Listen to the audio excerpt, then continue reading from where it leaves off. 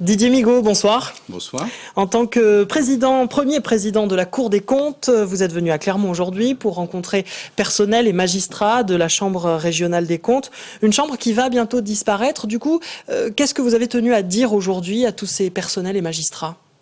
Une chambre qui va être regroupée avec une autre chambre régionale qui est implantée à Lyon. Le but de cette réorganisation, c'est de conforter la capacité des chambres régionales à remplir toutes leurs missions. À la fois leur mission de contrôle, nous sommes là pour contrôler la régularité, la probité, l'efficacité de la gestion publique, puis dans le même temps, nous avons une expertise à apporter. Et on voit bien, nos missions ont changé, ont évolué, se sont amplifiées. Du coup, nous sommes obligés de nous réorganiser sur le territoire métropolitain. Et c'est une des dispositions législatives qui a été votée récemment et qui, effectivement, plafonne le nombre de chambres régionales des comptes. Alors, je suis venu expliquer la philosophie de ce projet au personnel concerné et puis leur dire aussi que bien évidemment, je serai attentif à la situation de chacun concernés par ce regroupement. Que vont-ils devenir ces personnels justement? Ils vont devoir tous aller à Lyon et ceux qui ne pourraient pas le faire, que deviendront-ils? Ceux qui acceptent d'aller à Lyon, bien évidemment, seront les bienvenus. Les autres, nous nous efforcerons de leur proposer des solutions de reclassement sur place. Je vous dis, il faut faire la distinction entre, effectivement, cette nouvelle organisation des chambres régionales, avec pour objectif une plus grande efficacité dans le contrôle.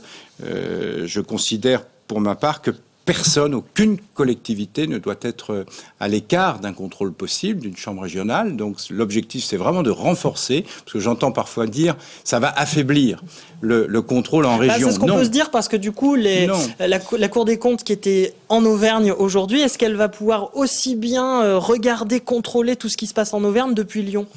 Tout à fait. Vous savez, les sujets deviennent de plus en plus complexes.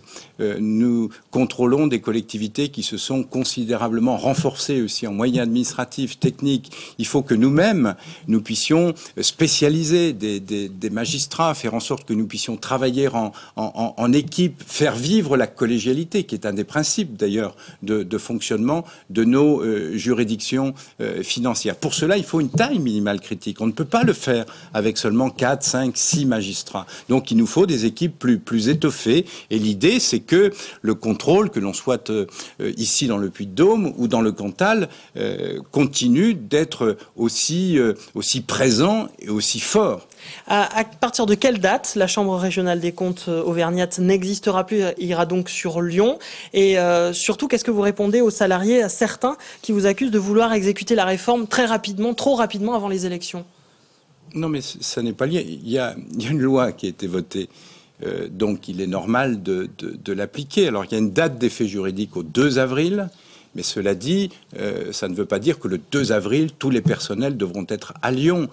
Il y a une situation intérimaire qu'il va falloir gérer, mais je l'ai dit, nous prendrons le temps qu'il faut, l'année 2012, l'année 2013, pour répondre aux situations de chacun. En fait, il y a un peu plus d'une vingtaine de personnes concernées qui pourraient ne pas suivre à Lyon. Il faudra effectivement qu'on leur trouve des solutions sur place à partir du moment où elles veulent rester sur place. Vous savez, c'est une réorganisation, c'est rare, qui se fait à effectif et à moyens constants.